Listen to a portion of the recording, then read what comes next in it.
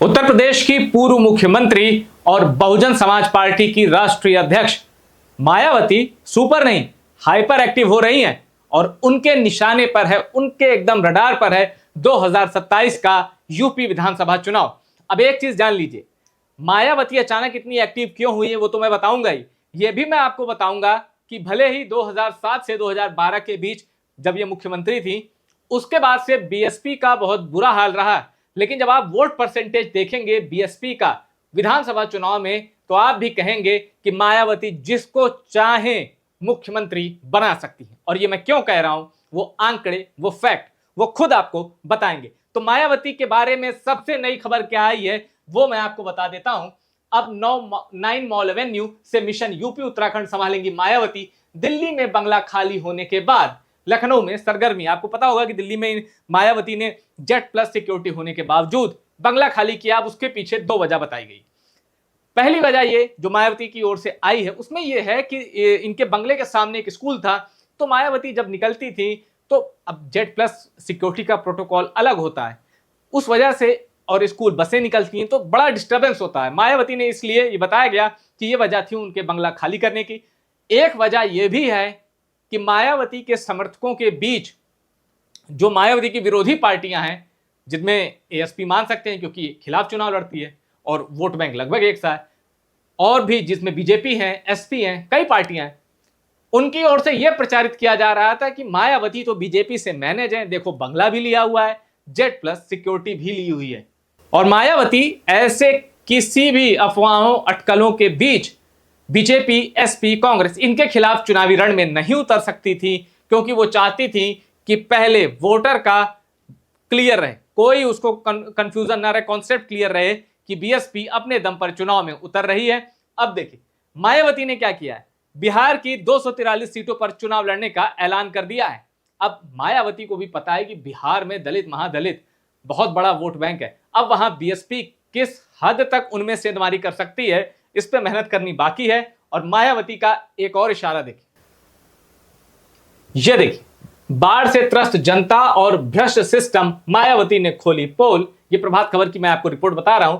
BSP chief Mayawati ने UP, Bihar समेत कई राज्यों में हर साल आने वाली बाढ़ से होने वाली तबाही पर चिंता जताई है। उन्होंने बाढ़ राहत योजनाओं में फैले भ्रष्टाचार में इसको इसका मुख्य कारण बताया है और योगी सरकार से जमीनी स्तर पर सख्त कार्रवाई की मांग की है। यानी मायावती आ चुकी है एक्शन में, और कहां, यूपी, बिहार। इन शब्दों पे गौर करिएगा, मायावती ने यूपी, बिहार समेत। यूपी के चुनाव 2027 में है और मायावती की जो असली लड़ाई है वो यूपी की है।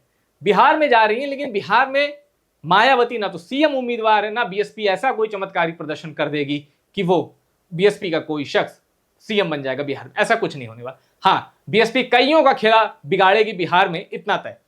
लेकिन मायावती के निशाने पर है यूपी, और इसीलिए वो यूपी बिहार को एक साथ लेके चल रही हैं, क्योंकि मायावती अभी जैसे उन्होंने आकाश आनंद की फिर से वापसी करवाई है और फिर से ऐलान किया है कि बिहार में पूरी ताकत से लड़ेंगे, मायावती अब गंभीर होकर चुनावी मैदान में उतरने को तैयार है।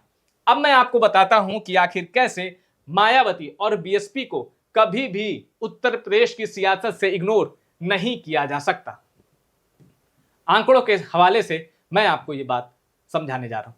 ये 2017 का विधानसभा चुनाव, ये जो नतीजे हैं ये कब के हैं, 2017।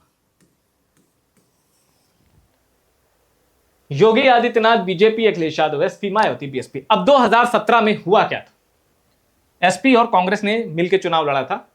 अब देखिए 2017 में 312 सीटें मिली थी बीजेपी को, एसपी 47 और बीएसपी 19। ठीक है, ये तो सीटों का रहा, पर अब बड़ी दिलचस्प गणित आप देखिएगा। वोट परसेंटेज बीजेपी 39.67, यानी मोटे तौर पर 39%। ये किसका है, बीजेपी 39%। अब देखिए 21.82% एसपी, तो इसको हम 21% लिख सकते हैं। एसपी 21%, मायावती सिर्फ 19 सीट पाई, 61 सीटों का नुकसान हुआ, लेकिन वोट परसेंटेज कितना है, 22%। अब अगर ये 21 और 22 जुड़ जाएं तो 43 होते हैं, और ये 39% बीजेपी और उसके सहयोगी दलों के वोट परसेंट जोड़ लेंगे तो ये कुछ बढ़ जाएगा।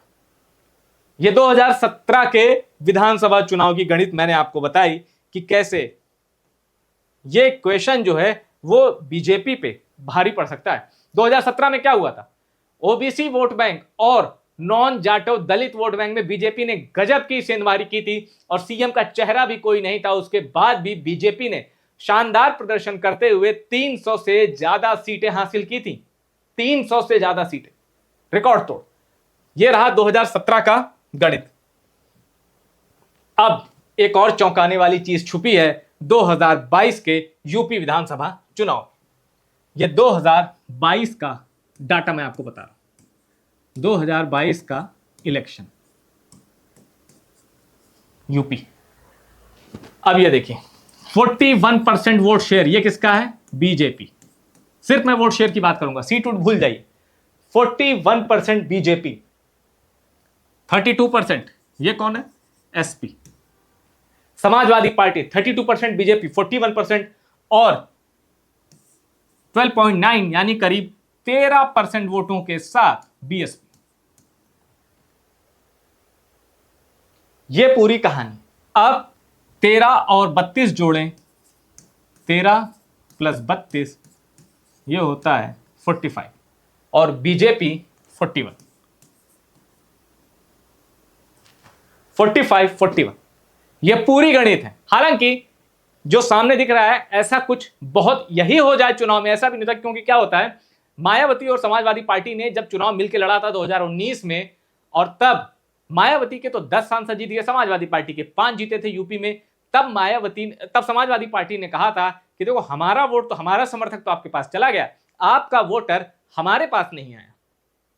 ये बड़ी अजीब सी एक इक्वेशन होती है राजनीति में कि जैसा दिखता है वैसा होता नहीं। पर मोटे तौर पर मैंने आपको बताया कि अगर जैसा दिखता है वैसा हो जाए तो मायावती भले किंग ना हो, लेकिन किंग मेकर नंबर 1 है। क्योंकि मायावती जिसके साथ जुड़ जाएंगी उसकी सरकार बड़े आसानी से बन जाएगी। लेकिन इसके बाद भी मायावती ने 2019 का लोकसभा चुनाव छोड़ दें तो यूपी में हाल के दिनों में जो 2 सबसे बड़ी पार्टियां हैं, 2 सबसे बड़ी पॉलिटिकल फोर्स हैं, एसपी और बीजेपी, इनमें से किसी से गठबंधन नहीं किया है। हालांकि बीएसपी का इतिहास ऐसा रहा है अतीत में, 90 के दशक में, इनफैक्ट 2000 के बाद भी मायावती बीजेपी और एसपी के साथ गठबंधन कर चुकी हैं। अतीत में ऐसा हो चुका है 90 के दशक में और साल 2000 के शुरुआती सालों में। तो यह हो चुका है, यह कोई अजूबा नहीं है। तो अब मायावती अगर किसी भी पॉलिटिकल पार्टी से हाथ नहीं मिलाती तो इससे साफ है कि वो कई विधायकों का, कई नेताओं का और पार्टियों का खेल बिगाड़ सकती हैं। और मायावती जिसके साथ जुड़ जाएंगी उसके लिए वॉक ओवर समझिए कि अपोजिट जो सामने में अपोजिशन है वो वॉक ओवर दे देगा। क्योंकि मायावती का जुड़ना मिनिमम 12-13% वोट की गारंटी है। और अब मायावती, मैंने आपको बताया कि एक्टिव हो चुकी हैं यूपी, बिहार और उत्तराखंड, 3 राज्यों को साधने के लिए लखनऊ से दिल्ली तक मायावती एक्टिव है। मायावती की इलेक्शन स्किल जो है अब वो एक्टिव हो चुकी है और इसका पहला जो एग्जाम है वो है 2025 का बिहार विधानसभा चुनाव। अक्टूबर-नवंबर में बिहार विधानसभा चुनाव होने हैं। मायावती ने अभी तो नहीं कहा कि वो किसी के साथ गठबंधन करेंगे, लेकिन पिछली बार उन्होंने उपेंद्र कुशवाहा की आरएलएसपी के साथ गठबंधन किया था। आरएलएसपी खत्म हो चुकी है, उपेंद्र कुशवाहा एनडीए में आ चुके हैं और बिहार में मायावती ने असदुद्दीन ओवैसी की एआईएमआईएम से भी हाथ मिलाया था। एआईएमआईएम जो कि सीमांचल में एक मजबूत ताकत है। हालांकि एआईएमआईएम के साथ होता क्या है और बीएसपी के साथ भी यही होता है कि जब भी उनके विधायक जीतते हैं, उनका कोई नेता विधायक बनता है तो वो सत्ता में जो पार्टी होती है उसके साथ चला जाता है। एआईएमआईएम के जो विधायक थे वो आरजेडी में चले गए और अतीत ऐसा बताता है कि बीएसपी के जितने विधायक थे पास टाइम में, वो जिसकी भी सरकार होती है, जब राबड़ी देवी मुख्यमंत्री थी तो आरजेडी के साथ चले गए, नीतीश के जब सरकार थी तो जेडीयू के साथ चले गए। तो ऐसा होता है। इस बार बिहार में मायावती की परफॉर्मेंस पर, बीएसपी की परफॉर्मेंस पर सबकी नजर है और 2027 में मायावती चौंका सकती हैं क्योंकि हो सकता है वो एसपी या बीजेपी किसी के साथ गठबंधन भी कर सकती हैं। क्या आपको लगता है कि 2027 में मायावती गठबंधन करेंगी? क्योंकि अतीत तो रहा है उनका बीजेपी से गठबंधन करने का और एसपी से गठबंधन करने का। इनफैक्ट कांग्रेस के साथ भी मायावती ने गठबंधन करके चुनाव लड़ा है। 90 के दशक में यह भी हुआ है। तो क्या आपको लगता है कि मायावती गठबंधन कर सकती है? अगर हाँ तो किस पार्टी से और 2027 में मायावती अगर अकेले लड़ेंगी तो कितनी सीटें बीएसपी की आ सकती हैं? अपनी राय हमें कमेंट करके बताइए।